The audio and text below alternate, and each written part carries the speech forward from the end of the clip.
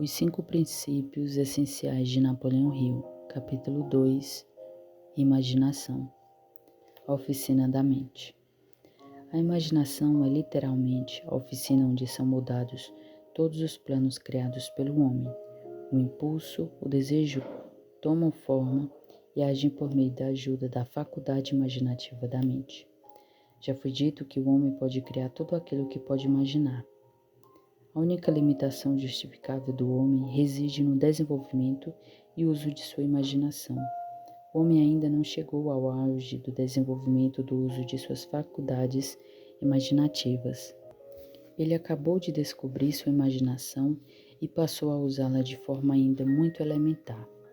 Os grandes líderes dos negócios, da indústria, das finanças e dos grandes artistas, músicos, poetas e escritores tornam-se grandiosos porque desenvolveram a faculdade da imaginação criativa. O desejo é apenas um pensamento, um impulso. Ele é nebuloso e efêmero, é abstrato, não tem valor algum, enquanto não for transformado em uma realidade física. As ideias são o ponto de partida de todas as fortunas. As ideias são produtos da imaginação. Vamos examinar agora ideias muito conhecidas que renderam imensas fortunas, na esperança de que estes exemplos transmitam informações concretas sobre o método pelo qual a imaginação pode ser usada para acumular riquezas. A chaleira encantada. Há 50 anos, um velho médico do interior foi até a cidade, prendeu seu cavalo, entrou discretamente em uma farmácia pela porta dos fundos e começou a negociar com o jovem atendente da farmácia. Sua missão estava fadada a gerar grandes fortunas para muitas pessoas. Por mais de uma hora, de trás do balcão, o velho médico e o atendente conversaram baixinho. E então, o médico foi embora.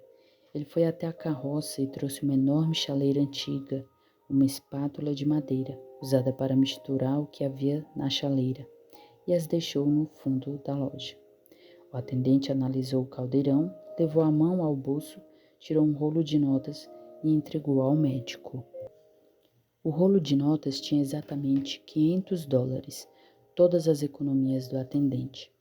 O médico entregou-lhe um pedaço pequeno de papel no qual estava anotada uma fórmula secreta. As palavras naquele pedaço de papel valiam o resgate de um rei, mas não para o médico. Aquelas palavras mágicas eram necessárias para que a chaleira começasse a ferver, mas nem o médico, nem o jovem atendente imaginavam que fortunas incríveis estavam destinadas a sair dela. O velho médico ficou feliz ao vender o objeto por $500. O dinheiro pagaria suas dívidas e o deixaria tranquilo. O atendente estava se arriscando muito ao apostar todas as suas economias em um simples pedaço de papel e uma chaleira velha. Ele nunca imaginou que seu investimento faria com que a chaleira transbordasse tanto ouro que superaria os feitos da lâmpada de Aladim. O que o atendente comprou, na verdade, foi uma ideia. A chaleira velha, a espátula de madeira e a mensagem secreta em um pedaço de papel eram secundárias. Os estranhos feitos da chaleira começaram a acontecer assim que o novo proprietário misturou um novo ingrediente que o médico não conhecia. Leia essa história com cuidado e teste a sua imaginação.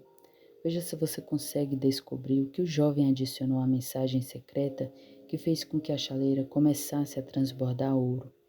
Lembre-se, ao ler, de que essa não é uma história das 1001 noites. Essa é uma história verdadeira, com fatos mais curiosos do que a ficção, que começaram na forma de uma ideia. Vamos agora analisar as grandes fortunas que essa ideia produziu. Ela rendeu e continua rendendo muitas riquezas a homens e mulheres de todo o mundo que seguem distribuindo o que havia dentro da chaleira para milhões e milhões de pessoas.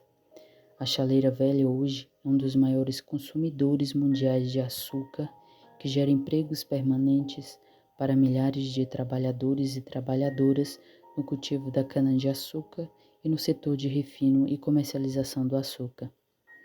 A chaleira velha consome anualmente milhões de garrafas, gerando emprego para inúmeros trabalhadores da indústria do vidro. A influência dessa ideia beneficia hoje todos os países civilizados do mundo, vertendo um fluxo contínuo de ouro a todos que o tocam. O ouro da chaleira construiu e sustenta uma das faculdades mais importantes do sul dos Estados Unidos, onde milhares de jovens recebem a educação de que precisam para vencer na vida. A chaleira velha fez coisas incríveis, pois essa é a história da origem da Coca-Cola. Ao longo de toda a Depressão Mundial, quando milhares de fábricas, bancos e negócios estavam fechando, o proprietário dessa chaleira encantada surgiu firme, sem parar de gerar empregos para um exército de homens e mulheres de todo o mundo, e gerando ainda mais ouro para aqueles que, tempos atrás, tiveram fé naquela ideia.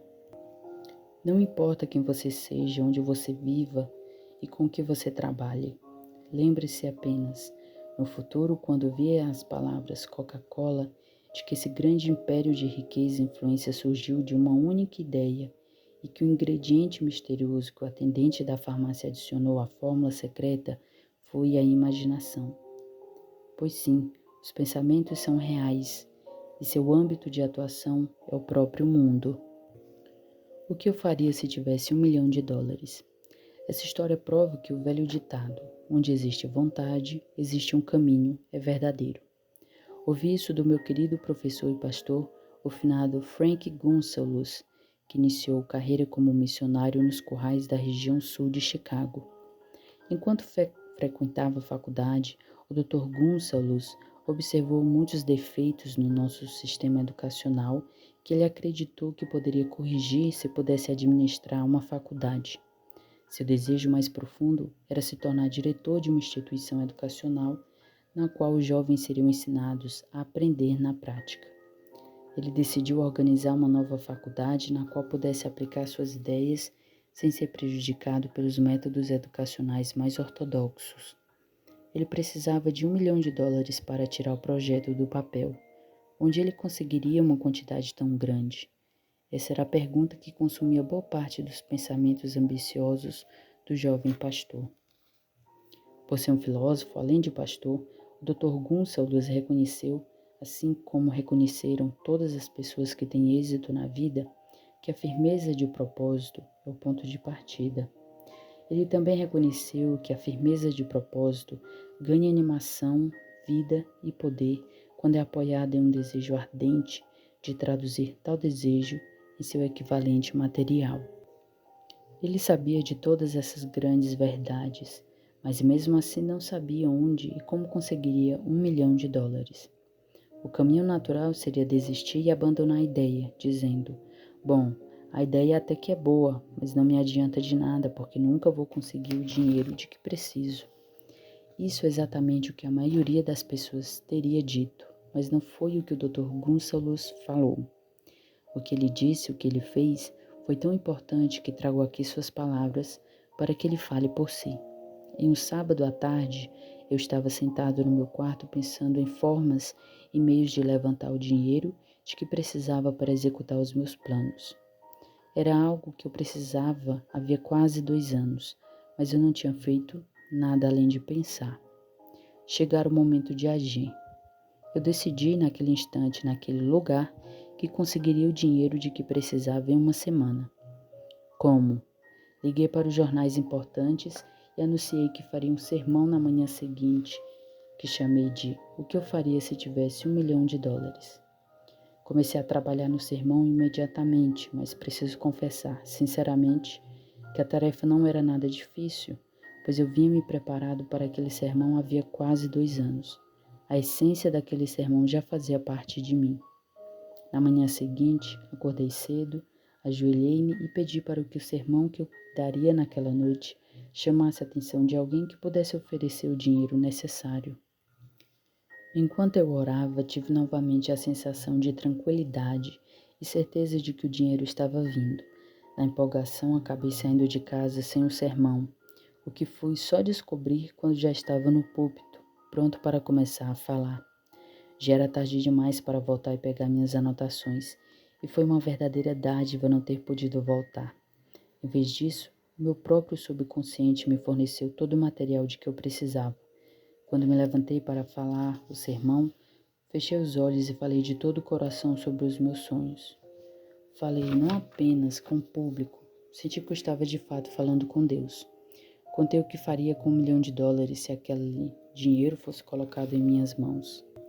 Descrevi o plano que eu tinha em mente de fundar uma instituição educacional de excelência onde jovens aprenderiam a fazer coisas práticas ao mesmo tempo que desenvolviam a mente. Quando terminei e me sentei, o homem se levantou devagar de onde estava e foi até o púlpito. Fiquei me perguntando o que ele estava fazendo. Ele subiu ao púlpito, estendeu a mão e disse: Reverendo, gostei do seu sermão. Acredito que você pode fazer tudo o que falou que faria se tivesse US$ 1 milhão. Para provar que acredito em você e no seu sermão, se você vier ao meu escritório amanhã de manhã, lhe darei US$ 1 milhão. O meu nome é Philip Armour. O jovem pastor foi até o escritório de Armour e o dinheiro lhe foi entregue. Com o dinheiro, ele fundou o Armour Institute of Technology. O dinheiro de que ele precisava veio como resultado de uma ideia. Por trás dessa ideia havia um desejo que o jovem Gonçalves vinha alimentando em mente fazia quase 2 anos. Observe este fato importante. Ele conseguiu o dinheiro 36 horas após tomar a decisão final de conseguir e traçou um plano definitivo para isso. Note que Asa Candler e o Dr. Frank Gonçalves tinham uma característica em comum. Os dois conheciam a verdade surpreendente de que as ideias podem ser transformadas em dinheiro por meio do poder de um propósito firme, aliado a planos definitivos. Ideias são forças intangíveis, mas elas têm um poder do que o cérebro que deu origem a elas. Elas têm o poder de continuar vivendo mesmo depois que o cérebro que lhe deu origem volta ao pó. Veja o exemplo do cristianismo. Ele começou com uma ideia simples nascida na mente de Cristo. Seu principal princípio era: faça aos outros o que você gostaria que fizessem com você. Cristo voltou às origens de onde veio, mas a sua ideia permanece. Algum dia, talvez, ela cresça e se revele, realizando assim um desejo mais profundo de Cristo.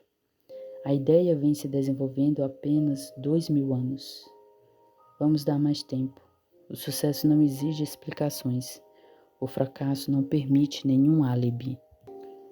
Somos os mestres do nosso destino, capitães das nossas almas, porque temos o poder de controlar nossos pensamentos. Napoleão Hill. Colocando a imaginação para funcionar. Como é a oficina da sua mente? O que essa oficina está criando na sua vida? Se os valores se convertessem em riqueza, quais você considera mais importantes? Esses valores transformarão seu desejo em uma realidade financeira tangível? Você é capaz de trabalhar para desenvolver sua imaginação e prosperar além de algum limite?